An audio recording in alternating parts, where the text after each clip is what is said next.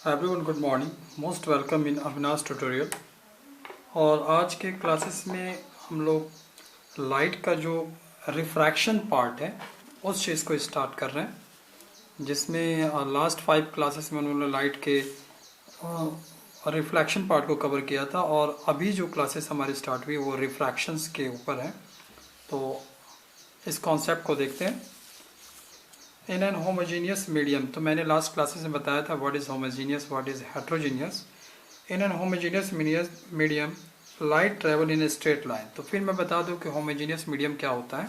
Homogeneous medium वो medium होता है जिस मीडियम में जो पार्टिकल्स का जो डिस्ट्रीब्यूशंस होता है वो हर एक स्पेस में हर एक जगह पे सेम होता है, उसे हम लोग होमोजीनियस कहते हैं। और हेट्रोजीनियस में क्या होता है कि किसी पार्ट पे किसी नंबर ऑफ पार्टिकल्स का क्वांटिटी ज़्यादा होगा, कहीं कम होगा, तो वो आपका हेट्रोजीनियस पार्ट में आ जाता है। तो अगर लाइट होमोजीनियस मीडियम में ट्रेवल कर रहा है तो वो ऑलवेज एक स्ट्रेट लाइन में ट्रेवल करेगा। When a ray of light travelling in one medium is incident obliquely on the surface of another medium, a part of light is reflected back into the same medium and rest of the light is transmitted into the other medium in directions different from the initial path। देखिए, कभी भी light जो है, जैसे यहाँ पर एक graph भी छोटा सा इस ग्राफ में ले लेते हैं, अगर एक मीडियम से दूसरे मीडियम में लाइट अगर ट्रेवल कर रही है तो लाइट्स जैसी इस मीडियम के इनिशियल पॉइंट पे आता है तो कुछ पार्ट इसका रिफ्लेक्ट हो जाता है और कुछ पार्ट इसका इस बॉडी के इस मीडियम को के अंदर जो है वो चला जाता है। तो जो कुछ पार्ट जो रिफ्लेक्ट हो जाता है उसको रिफ्लेक्शन कहते हैं, और जो पार्ट इस बॉडी को इस मीडियम को क्रॉस करके दूसरे मीडियम में आ जाता है इसे हम लोग कहते हैं रिफ्रैक्शन। अब ये जो पाथ ऑफ रेज है जो इनिशियल में था और जब वो किसी बॉडी के इनसाइड में एंट्री करता है तो वो पाथ जो होता है वो पाथ अपना चेंज कर लेता है, या तो वो नॉर्मल से इनवर्ड डायरेक्शन में आएगा, नॉर्मल से आउटवर्ड डायरेक्शन में जाएगा, मतलब अपने ओरिजिनल पाथ में वो नहीं रहेगा जब भी रेज लाइट्स वन मीडियम से दूसरे मीडियम में जाएगा। When light passes from one medium to another medium, the phenomenon of the change in the directions of path of light is called refractions। जब भी लाइट एक मीडियम से दूसरे medium में जाता है तो वो अपने ओरिजिनल पाथ से डाइवर्ट हो जाता है, इनवर्ड अदरवाइज आउटवर्ड डायरेक्शन में हो जाता है, और लाइट्स के इसी प्रॉपर्टीज को हम लोग रिफ्रैक्शंस कहते हैं।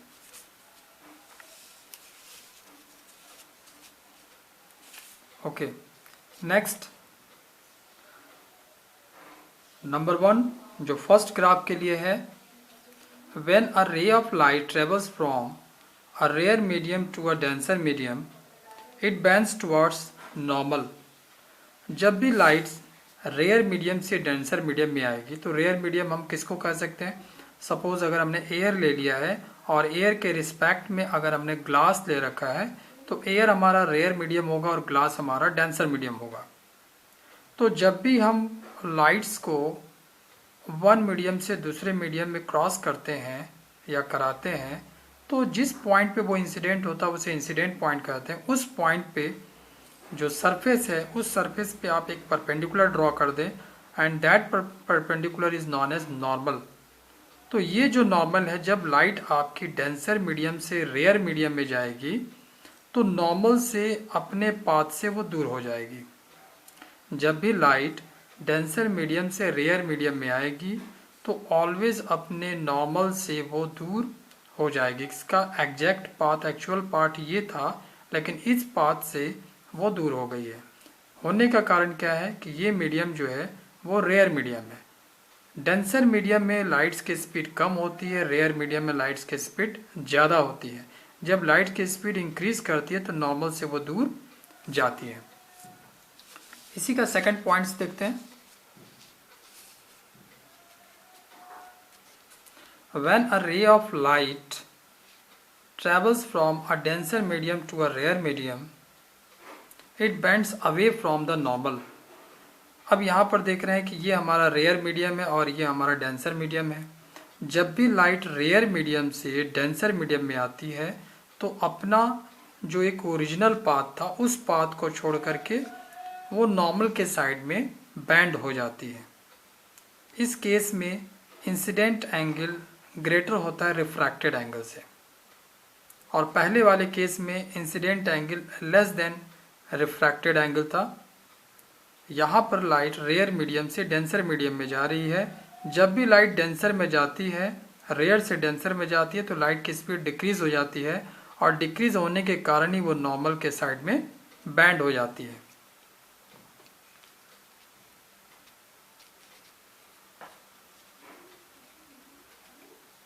If the ray is incident normally on the surface separating the two mediums, it goes undeviated। अगर लाइट जो है इस सरफेस से बिल्कुल परपेंडिकुलर इंसिडेंट हो रहा है, तो इस केस में इसका जो डेविएशन है नॉर्मल से कहीं नहीं होगा, बिल्कुल स्ट्रेट वो निकल करके चली जाएगी।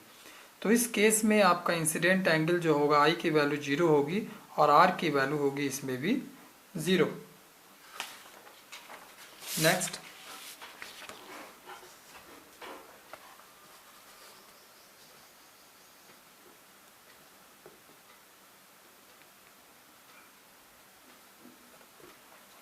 Light travels with different speed in different medium. Light की स्पीड हर एक मीडियम में अलग होती है। जैसे अगर हम एयर ले लें तो लाइट की स्पीड एयर में सबसे ज़्यादा होती है, उसके बाद अगर वाटर ले लें तो कम होगी, अगर ग्लास ले लें तो और कम होगी। In vacuum the light travels with speed 3 × 10⁸ metre पर सेकेंड। इन एयर लाइट की स्पीड वैक्यूम अदरवाइज एयर में 3 लाख मीटर पर सेकेंड होती है। It travels with a less speed, speed of light further reduce in a glass और water. अब जैसे जैसे वो ग्लास में जाती है फिर वाटर में जाती है, तो ऐसे अकॉर्डिंग टू लाइट्स की स्पीड आपकी डिक्रीज होती जाती है, क्योंकि यहाँ पर डेंसर का मीडियम जो है वो आपका इंक्रीज होता जाता है। बेसिक कॉज ऑफ रिफ्रैक्शंस, क्या क्या कॉज है?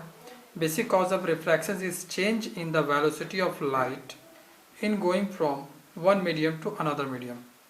रिफ्रैक्शंस का बेसिक कॉज है वेलोसिटी का चेंज होना। जब वेलोसिटी डिक्रीज होगी तो वो अपने पाथ से नॉर्मल के साइड में आ जाएगा, और जब वेलोसिटी इंक्रीज होगी तो नॉर्मल से वो दूर जाएगा, अपने पाथ से नॉर्मल से वो दूर हो जाएगा।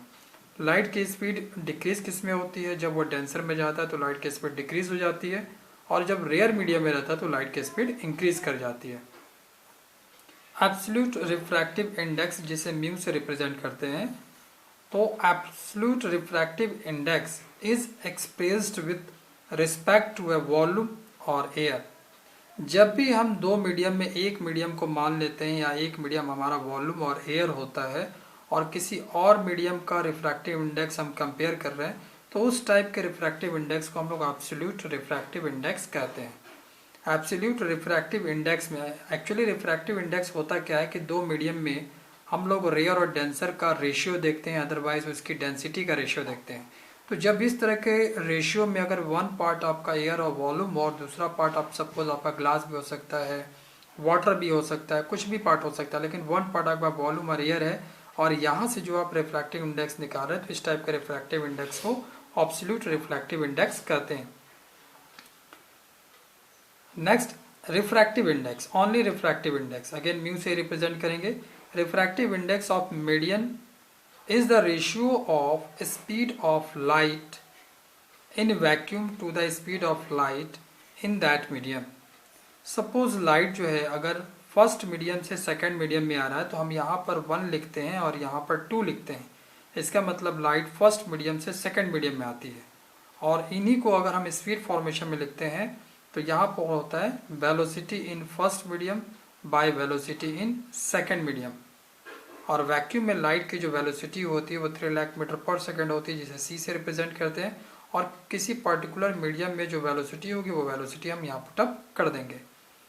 अगर रिफ्रैक्टिव इंडेक्स को भी सिंप्लीफाई करना होगा तो हम यहाँ लिख सकते हैं velocity in vacuum by velocity in first medium बटे velocity in second medium equal to refractive index in second medium by refractive index in first medium. यहाँ होगा velocity in first medium by velocity in second medium equal to refractive index in second medium बटे refractive index of first medium. अब कुछ refractive index को हम लोग देख लेते हैं। जैसे वाटर का रिफ्रैक्टिव इंडेक्स 1.33 होता है, ग्लास का 1.52 होता है और डायमंड का 2.47 होता है। तो इस रिफ्रैक्टिव इंडेक्स से हमें डायरेक्टली ये पता चल जाता है कि ये बॉडी जो है इनके रिस्पेक्ट में, इनके बीच में डेंसिटी का क्या रिलेशन है। जिसका रिफ्रैक्टिव इंडेक्स ज़्यादा होगा उसकी डेंसिटी ज़्यादा होगी, और जिसकी डेंसिटी ज़्यादा होगी इसमें लाइट की वेलोसिटी बहुत ही कम होगी, और लाइट की वेलोसिटी कम होने का इनका रिफ्रैक्शन जो होगा वो ज़्यादा होगा। डायमंड का जो रिफ्रैक्टिव इंडेक्स है वो सबसे हाई है, तो इसमें लाइट का रिफ्रैक्शन सबसे ज़्यादा होता है। दैट्स वाई डायमंड जो होता है एक चमकीला दिखता है। Next, refractive index of a medium depends on its nature, physical conditions and color, otherwise उसको वेवलेंथ भी कह सकते हैं, ऑफ लाइट। तो रिफ्रैक्टिव इंडेक्स जो होता है वो टोटल 4 टाइप पे डिपेंड करता है, nature, physical conditions, colour, otherwise उसको हम वेवलेंथ भी कह सकते हैं। इस पर उसका रिफ्रैक्टिव इंडेक्स डिपेंड करता है। जैसे अगर वॉयलेट कलर है तो वॉयलेट कलर का जो रिफ्रैक्टिव इंडेक्स होता है वो ग्रेटर होता है रेड कलर के रिफ्रैक्टिव इंडेक्स से। अब एक फॉर्मूला इसमें यूज होगा जब आप न्यूमेरिकल इसका करेंगे, तो velocity is equal to frequency into wavelength, v is equal to nu lambda something में हम लोग रिप्रेजेंट करते हैं। अब आते हैं next, law of refractions. Refractions के क्या क्या लॉ हैं? पहला, incident ray, refracted ray and normal at the point of incident lies in the same plane. जो भी इंसिडेंट रे होगा और किसी बॉडी को क्रॉस करके जब दूसरे बॉडी में जाएगा तो वो रिफ्रैक्टेड रे हो जाएगा, और इंसिडेंट रे, रिफ्रैक्टेड रे जिस पॉइंट पे मिलता है उसी पॉइंट पे हम नॉर्मल भी ड्रॉ करते हैं। तो ये तीनों जो होते हैं एक ही पॉइंट पे लाइज करते हैं। इसका second part, the ratio of the sine of the angle of incident and sine of the angle of refraction is equal to constant for the same pair of medium। अगर दो medium हमने ले लिया, suppose एक glass ले लिया और दूसरा ग्लास भी ले लिया, और दोनों ग्लास की डेंसिटी और रिफ्रैक्टिव इंडेक्स सेम है, तो लाइट जो है जिस एंगल से इंसिडेंट करेगी सेम उसी एंगल से उसका रिफ्रैक्शंस होगा। मीडियम अगर चेंज नहीं हो रहा है। This constant ratio is called refractive index of the second medium with respect to the first medium, the ratio of the sine of angle। that means ये जो लॉ कह रहा है वो लॉ ये कह रहा है कि sin i by sin r is equal to mu2 by mu1। ये sin i by sin r is equal to mu2 by mu1, ये जो लॉ है वही रिफ्रैक्शन का सेकंड लॉ है। अभी जो मैं पहले बता रहा था वो ये बता रहा था कि अगर लाइट सेम मीडियम में ट्रेवल करता है तो उसका जो है अपने पाथ से डेविएशंस नहीं होता है। लेकिन सेकंड लॉ जो कहता है वो एक रेशियो है एंगल ऑफ इंसिडेंट और एंगल ऑफ रिफ्रैक्शंस का, जो साइन के टर्म में हम लोग लेते हैं, और वो रेशियो इक्वल होता है रिफ्रैक्टिव इंडेक्स का, और ये रिफ्रैक्टिव इंडेक्स होता है सेकंड मीडियम का डिवाइडेड बाय फर्स्ट मीडियम का। और इस सेकंड जो सेकंड रिफ्रैक्टिव इंडेक्स का जो लॉ है इसको स्नेल्स साइंटिस्ट ने दिया था, दैट्स वाई हम लोग इसको स्नेल्स लॉ कहते हैं। If the light travels from medium 1 to medium 2, अगर लाइट फर्स्ट मीडियम से सेकंड मीडियम में आ रहा है तो इनके बीच में रिलेशन ये न्यूमेरिकल्स के लिए बहुत इंपॉर्टेंट है। अगर फर्स्ट मीडियम से सेकंड मीडियम में आ रहा है तो आप यहाँ लिखेंगे sine i by sine r, but यहाँ लिखेंगे mu2 by mu1। Second medium का refractive index divided by first medium का refractive index.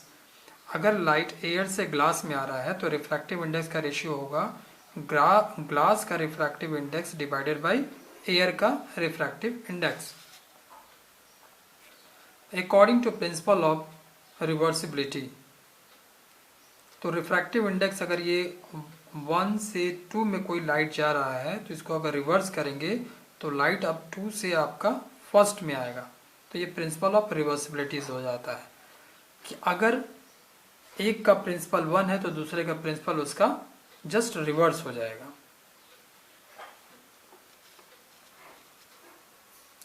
Next, when the ray of light is incident obliquely on any glass surface, after refractions it is found that the emergent ray is parallel to the incident ray and perpendicular. Separations between the incident ray produced and the emergent ray is called lateral displacement. तो पहले lateral displacement को इस graph से समझ लेते हैं कि lateral जो displacement है वो होता क्या है, और ये अपने आप में बहुत इम्पोर्टेंस भी है। lateral displacement पे क्वेश्चंस भी आते हैं। ये ग्राफ आप देख रहे हैं,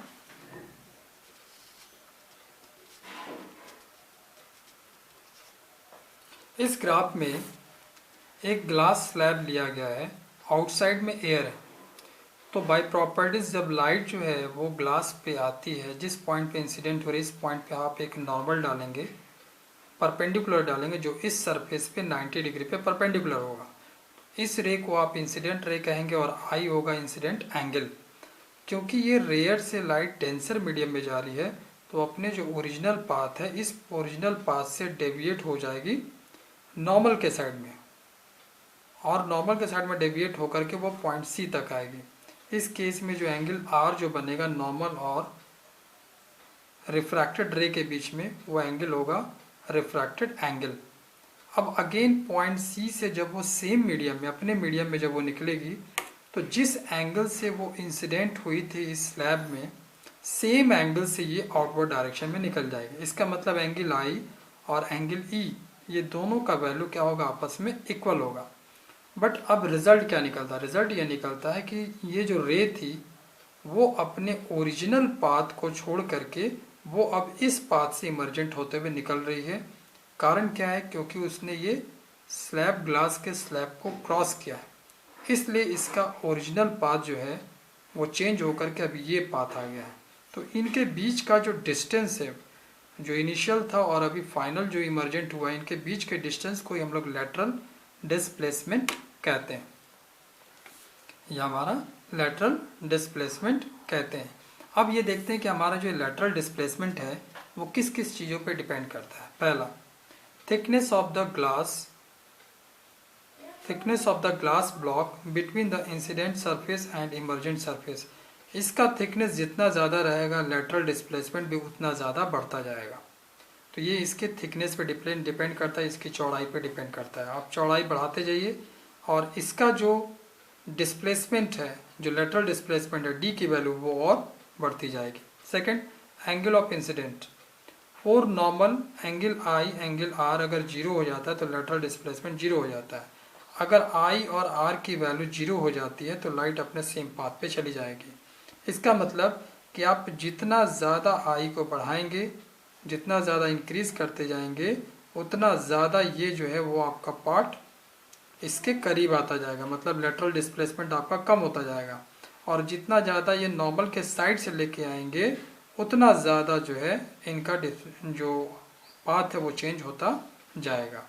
जैसे जैसे आप इस साइड लेके आएंगे रिफ्रैक्शंस आपका इस साइड में जाएगा, और जैसे जैसे इस रे को आप इस साइड ले करके आएंगे जो इमर्जेंट रे है वो आपका धीरे धीरे इधर आएगा।